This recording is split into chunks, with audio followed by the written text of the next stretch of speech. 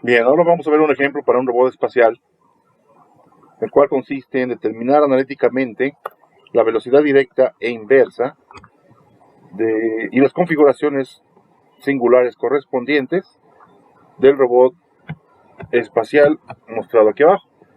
En este caso tenemos un robot espacial de 3 grados de libertad, θ1, θ2, θ3 y las magnitudes de sus eslabones L1, L2 y L3. Recuerden que lo que estamos buscando es las velocidades del efector final, las cuales dependen de sus velocidades articulares. Por otro lado, tenemos que las velocidades articulares las vamos a encontrar a partir de las posiciones, perdón, de las velocidades del efector final. Una vez encontrada la solución, vamos a verificar los resultados para los siguientes valores numéricos. Bien, igual que el ejemplo anterior, el primer paso es encontrar la solución de la cinemática directa.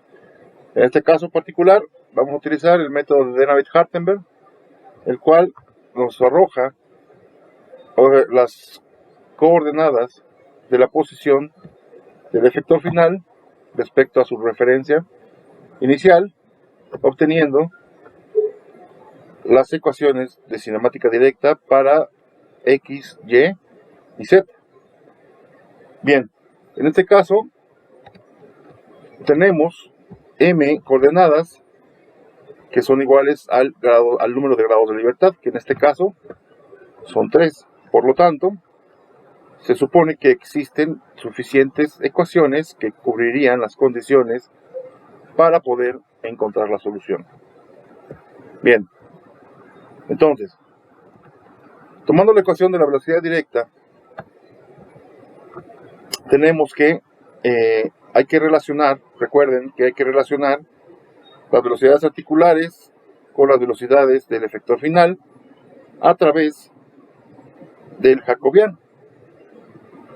Esto es, tenemos 3 coordenadas y 3 velocidades articulares, mejor dicho, 3 grados de libertad, por lo que nuestra matriz jacobiana sería una matriz de 3×3, donde cada componente corresponde a la derivada parcial de las ecuaciones de posición de la cinemática directa respecto a cada uno de sus articulaciones. En este caso, θ1, θ2 y θ3. Bien, entonces, todo esto para obtener la matriz jacobiana, la cual se muestra aquí abajo. Y bien, una vez obteniendo dicha matriz jacobiana, la vamos a sustituir en la ecuación del modelo de la velocidad directa, realizando las operaciones correspondientes, se obtienen las ecuaciones de la velocidad directa del efector final. En este caso,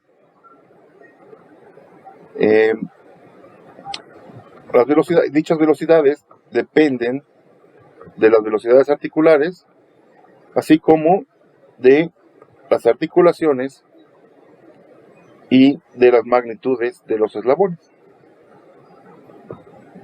Bien, ahora, para encontrar y obtener la velocidad inversa, se obtiene a partir del modelo que se observa aquí, donde, en este caso, tomando en cuenta que la matriz jacobiana es cuadrada, es posible obtener su inversa. Entonces, tenemos que, realizando las operaciones correspondientes para la matriz inversa, se obtiene dicha matriz, para posteriormente sustituirla en el modelo y finalmente encontrar cada una de las ecuaciones de las velocidades articulares. De igual manera, recuerden que cada una de estas ecuaciones dependen de las velocidades del efector final, así como de sus magnitudes, tanto de los eslabones y de las articulaciones. Bien, una vez obtenida la velocidad directa y la velocidad inversa, entonces lo que se tiene que hacer ahora es determinar las configuraciones singulares. Recuerden que para obtenerla tenemos que definir cuándo mi determinante va a ser 0. Es decir, cuando mi determinante es 0 significa que hay singularidades. Entonces, a partir de la matriz jacobiana obtenida anteriormente, lo que vamos a hacer es calcular el determinante, el cual se muestra en esta ecuación. Entonces, significa que este tiene que ser 0. Entonces lo que tenemos que hacer precisamente es considerar una revolución de movimiento, la cual se considera, o mejor dicho, lo cual involucra que θ2 y θ3 estén dentro de este rango, dentro de entre 0 y 2pi, es decir, entre 0 y 360 grados. Y tomando en cuenta que L2 y L3 son magnitudes de los eslabones mayores a 0, entonces estas obviamente las podemos descartar y el único término que nos podría hacer que nuestro determinante sea 0 es este de acá adentro. De tal manera que tomamos esa parte de la ecuación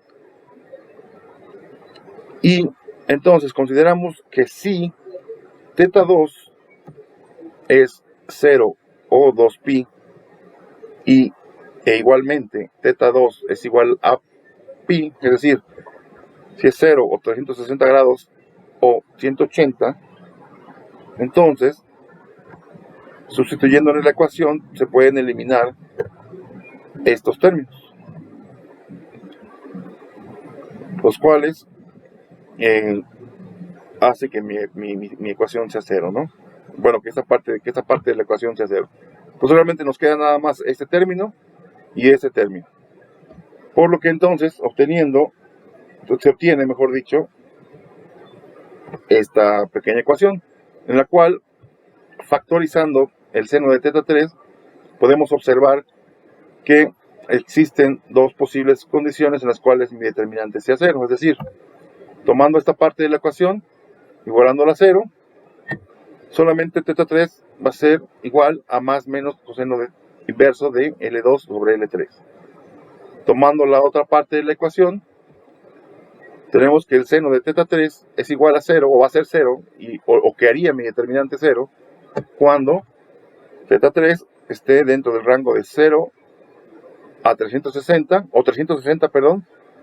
o tenga el valor de pi, es decir, 180 grados. Por otro lado, podemos obtener también estas configuraciones a través de otras consideraciones. Tomamos igualmente la ecuación omitiendo L2 y L3, tomando en cuenta que son mayores que 0, solamente tomamos esta parte de la ecuación, y ahora considerando que si θ2 es más menos 90 grados o pi sobre 2, ahora podemos eliminar estos términos de dicha ecuación, lo que nos daría como resultado parcial esta ecuación, la cual factorizando tendríamos esta ecuación y podemos observar que esta parte de aquí, esta parte de la ecuación es la que nos podría hacer que mi determinante sea 0. Entonces, tomando esa parte de la ecuación y utilizando esta identidad trigonométrica, se puede observar que al despejar yo puedo sustituir esta parte de la ecuación que corresponde a esta por el seno cuadrado de θ3, por lo que depende, para esta consideración otra vez, el determinante que sea 0 depende de θ3. Despejando el cuadrado obtenemos el seno de θ3 igual a 0, por lo que entonces las condiciones para que esta sea 0 es que θ3 sea 0 o 360 grados, o que θ3 tome el valor de 180 grados. Bien, como se puede observar, θ1 no influye en las configuraciones singulares, ya que la estructura de este eslabón no genera ningún conflicto o restricciones en lo que se refiere al movimiento del robot. De tal manera que finalmente, para poder tener un análisis gráfico de,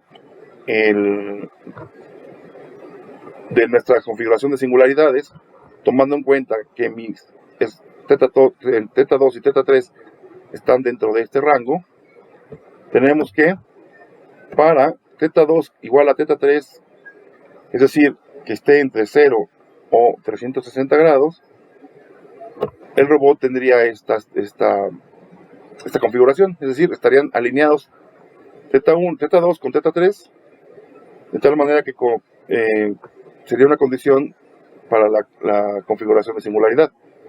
La siguiente sería cuando teta 2 es igual a 0 o 2pi o 360 y teta 3 es 180 grados.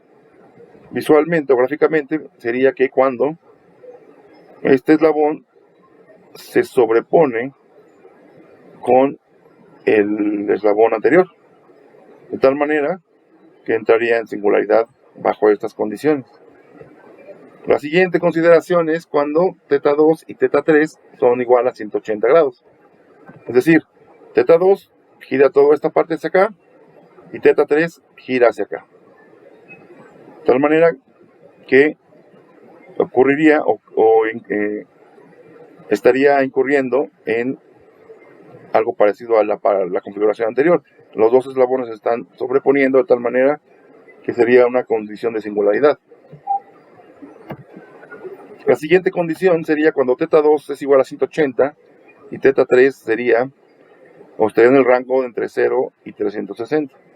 Es decir, cuando teta 2 gira completamente 180 grados y esta se mantiene entre 0 o 360 grados. De tal manera que igualmente se caería en la condición de cuando los ejes están alineados, de acuerdo a las definiciones anteriores que vimos de las configuraciones de singularidad. La siguiente condición es cuando teta 2 es más o menos 90 grados y teta 3 0 o 360 grados. Esto es, para el caso de 90 grados, cuando teta 2 es 90 grados significa que estaría en esta posición y teta 3 está en 0, en 360, igualmente los ejes están alineados, y cuando teta 2 tiene menos 90 grados, sería esta configuración del robot, donde se puede observar que igualmente los ejes están alineados. Finalmente, cuando teta 2 es menos 90 grados y teta 3 es 180, implicaría que el robot tendría esta configuración de tal manera que se están sobreponiendo estos eslabones, incurriendo en una singularidad. O cuando teta 2 es menos 90 grados y teta 3 180, de igual manera la configuración implica que caerían en la misma situación de cuando se sobreponen los ejes. Bien, esto con respecto a las condiciones que harían o implicarían las configuraciones de singularidad. Ahora, una vez obtenido lo anterior, ya sea la velocidad directa, la velocidad inversa y las configuraciones de singularidad, ahora vamos a verificar los valores numéricos dados anteriormente para comprobar nuestras ecuaciones. De tal manera que los valores dados son estos, los que obtuvimos o nos dieron al inicio del ejemplo, y tomando las ecuaciones de velocidad directa, vamos a sustituir los valores correspondientes a las magnitudes de los eslabones, a los ángulos y a las velocidades articulares. De tal manera que obtendríamos las velocidades del efector final. Una cuestión importante que hay que tomar en cuenta es que en este caso tenemos las velocidades articulares en grados y estas operaciones, para realizar esas operaciones se tienen que realizar en radianes por segundo. De tal manera que una vez haciendo la conversión se obtienen las velocidades del efector final. Por otro lado, validando estos valores numéricos dados, pero ahora tomando las magnitudes obtenidas para las velocidades del efector final, sustituimos en las ecuaciones de la velocidad inversa que obtuvimos anteriormente. Una vez introduciendo los valores, lo que vamos a obtener son las magnitudes de las velocidades articulares. Igualmente, al hacer esas operaciones, lo que vamos a obtener son radianes por segundo y se tiene que sustituir por grados por segundo. De tal manera que con esto obtenemos la solución analítica y numérica de la velocidad directa, de la velocidad inversa, así como las configuraciones de singularidad para un robot espacial de 3 grados de libertad.